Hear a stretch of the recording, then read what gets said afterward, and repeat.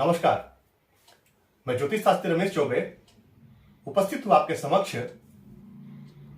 हमारे भाव के चर्चा को बढ़ाते हुए, अर्थात हमारी चर्चा कौन से भाव में कौन सा ग्रह बैठा है इसको लेके हो रहा है। और अब तक मैंने आपको छठे भाव तक बता चुका कि छठे भाव के स्वामी का सभी भाव में क्या फल होगा। आज हम चर्चा करेंगे सबसे महत्वपूर्ण भाव अर्थात सप्तम भाव की। मनुष्य का जीवन जब यहां से प्रारंभ होता है, लग्न मतलब आप, तो व्यक्ति यहां तक आकर के अपनी आधी जो जीवन है उसको पूरा करता है। और व्यक्ति का जब विवाह हो जाता है तो वहां से वो अकेले नहीं बल्कि दो आदमी एक साथ चलते हैं। अर्थात ये जो सप्तम भाव जो है ये जिंदगी का दूसरा पड़ाव माना गया है, बड़ा ही महत्वपूर्ण भाव है। घर में यदि गृहिणी जो है वो मन को भाने वाली है, यानी कि मन अनुकूल है और तारतम्य दोनों में बैठता है, तो इससे सुखी और दुनिया में कोई सुख नहीं है।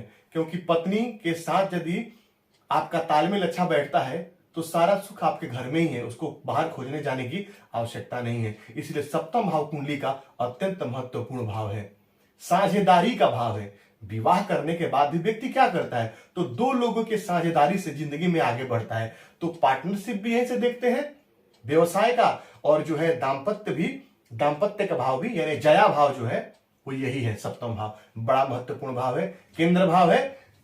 ये 1, 2 और ये 3, ये तीसरा केंद्र भाव है, बहुत महत्वपूर्ण भाव है।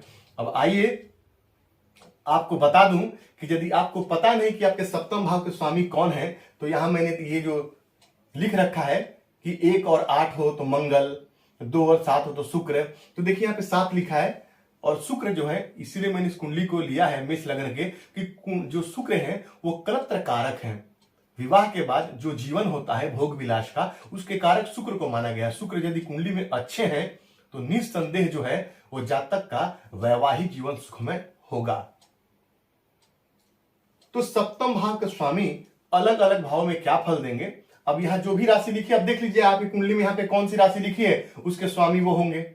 अब सप्तम भाव के स्वामी यदि आपकी कुंडली में यदि लग्न में बैठे हैं तो सप्तमेश यदि लग्न में जाके बैठेंगे तो वापस अपनी सातवीं दृष्टि से सप्तम भाव को देखेंगे।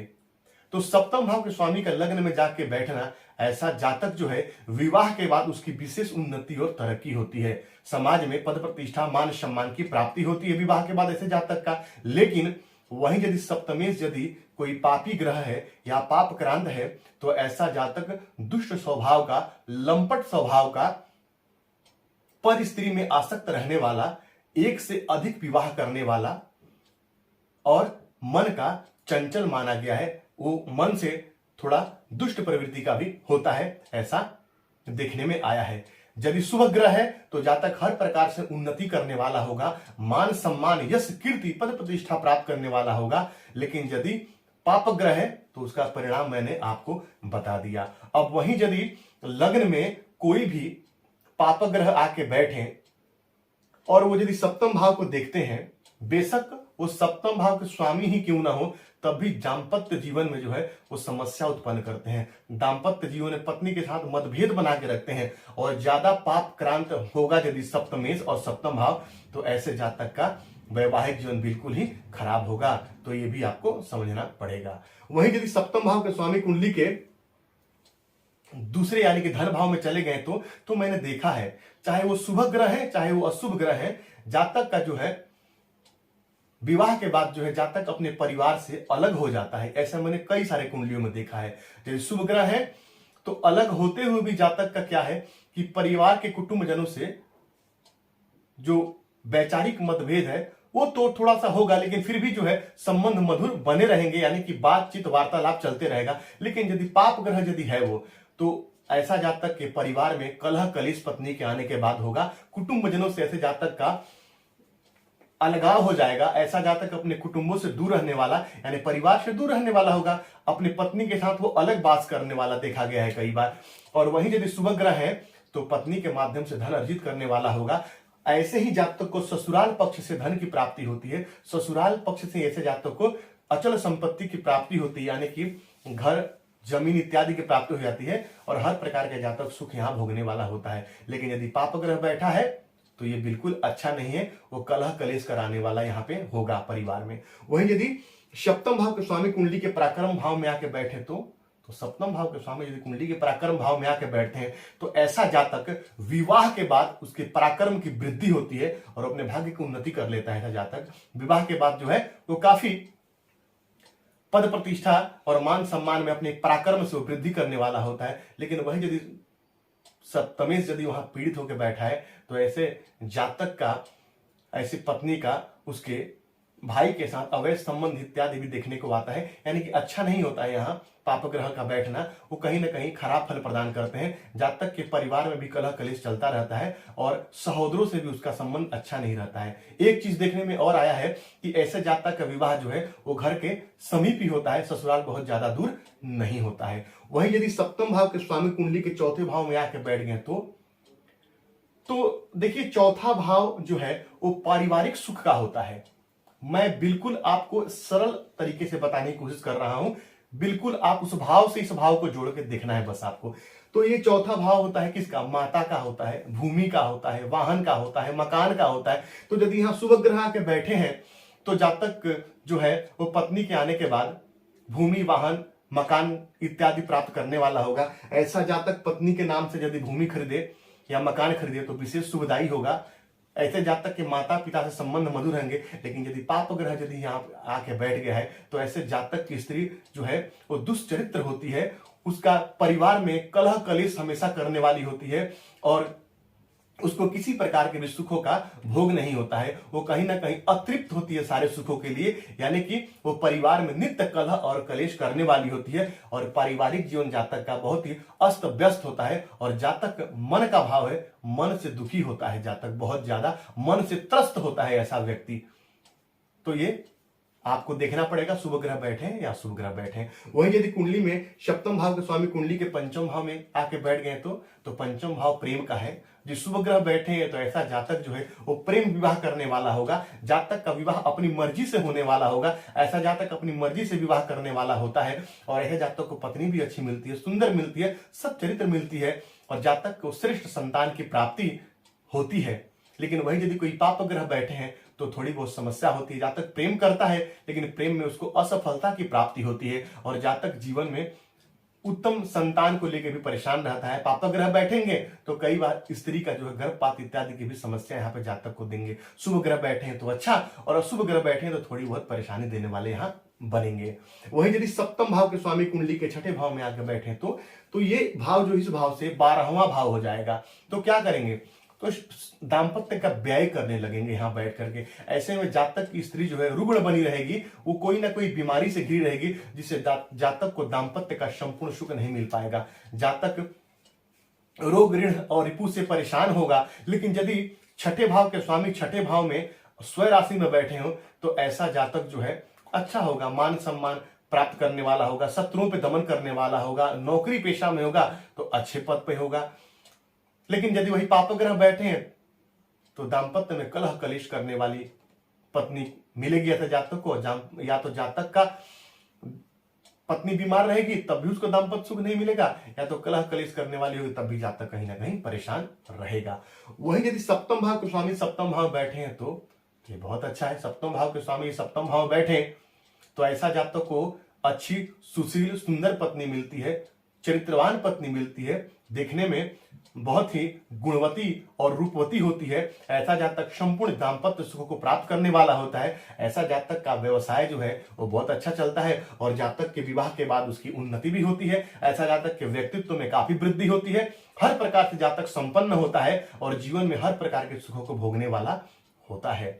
वही यदि सप्तम भाव के स्वामी कुंडली के अष्टम भाव में आके बैठे तो सप्तम भाव के स्वामी कुंडली के अष्टम भाव में आके बैठे तो ये सप्तम भाव से दूसरा भाव हो जाता है। तो जीवन साथी का, यदि ये सप्तम भाव जीवन साथी का है तो जीवन साथी के वाणी का है। जैसे कि मान लीजिए ये भाव यदि आपका है तो ये आपके वाणी का भाव है। तो ये जो सप्तम भाव के स्वामी, सप्तम भाव यदि दाम्पत्य का है, दूसरा भाव जातक के वाणी का है, तो यहाँ यदि कोई शुभ ग्रह बैठे तब तो बहुत अच्छा है। तब जातक को दाम्पत्य सुख में कोई कमी नहीं होगी, जातक को दाम्पत्य सुख मिलेगा। लेकिन वहीं यदि पाप ग्रह बैठ जाए तो यहाँ यदि पाप ग्रह बैठ जाएंगे तो ससुराल पक्ष से जातक को परेशानी होगी, ससुराल से जातक के संबंध अच्छे नहीं होंगे और कलह कलेश का वातावरण बना रहेगा यहाँ पे। और जातक की जो पत्नी होगी संदिग्ध चरित्र वाली होगी। ऐसे में जातक को कहीं ना कहीं दाम्पत्य सुखों में कमी होती है। हो सकता है कि जातक की जो पत्नी हो वो रुग्ण अवस्था में बीमार है, क्योंकि लग्न से अष्टम भाव है, अच्छा भाव नहीं है, तो जातक की पत्नी दीर्घकालीन रोगों से ग्रसित हो सकती है और उसको परेशानी हो सकती है। तो इस प्रकार से आपको देखना पड़ेगा जातक का जो पत्नी होगी या पति होगा उसका जो वाणी होगा, यदि पाप ग्रह बैठे हैं जैसे राहु मंगल शनि, तो ऐसे में जातक की पति या पत्नी का जो वाणी होगा वो कर्कश होगा, यानी कि कड़क वाणी बोलने वाली होगी और उसी को लेकर दोनों में जो है वो मतभेद स्थिति चलेगी और दोनों में कलह कलेश का वातावरण बना रहेगा। एक चीज मैं यहाँ पे आपको और बता दूं, सप्तमे यदि सप्तम भाव में बैठे तब भी और लगन में बैठे तब भी तो जातक एक समस्या से परेशान रहता है। क्या? वात रोग से। ऐसा जातक वात रोगी होता है, मैं बताना भूल गया था आपको, ऐसा जातक वात रोगी होता है, ये आपको ध्यान रखना पड़ेगा। आप मिला के देख सकते हैं। वहीं यदि सप्तम भाव के स्वामी कुंडली के 9 भाव में जाके बैठे तो ऐसे लोगों को हम कहते हैं कि आपका भाग्य का उदय जो है वो विवाह के बाद होगा। ऐसा जातक विवाह के बाद जो भाग्योदय होता है और पत्नी के राय से यदि वो चले जीवन में तो जिंदगी में बहुत आगे बढ़ने वाला होता है। ऐसे जातक को हम कहते हैं कि पत्नी का राय लो और विवाह के बाद ही उसके भाग्य की उन्नति होती है। ऐसा जातक धर्म कर्म में विश्वास करने वाला होता है। लेकिन वही यदि सप्तमेश कोई पाप ग्रह के यहाँ पे बैठे तो जो जातक की पत्नी है वो धर्म से विमुख होती है, यानी धर्म कर्म में ज्यादा विश्वास करने वाली, ज्यादा पूजा पाठ करने वाली नहीं होती है। फिर भी जातक के यहाँ पे यश कीर्ति पद प्रतिष्ठा मान सम्मान में निरंतर वृद्धि होता रहता है विवाह के बाद और जीवन में सारे सुखों को भोग करता है। वहीं यदि सप्तम भाव के स्वामी कुंडली के 10वें भाव में जाके बैठे तो सप्तम भाव के स्वामी कुंडली के 10वें भाव में जाके बैठे तो ऐसा जातक जो है वो विवाह के बाद ही श्रेष्ठ कर्म की प्राप्ति करने वाला होता है। उस जातक के जो ससुर होते हैं वो प्रसिद्ध व्यक्ति हो सकते हैं, काफी नामी ग्रामी व्यक्ति हो सकते हैं और ऐसा जातक विवाह के बाद अपने कर्म क्षेत्र में विशेष उन्नति करने वाला होता है। लेकिन पापग्रह यदि वहां बैठे तो थोड़ी बहुत परेशानी देंगे, जातक को राज्य पक्ष से थोड़ी समस्या होगी।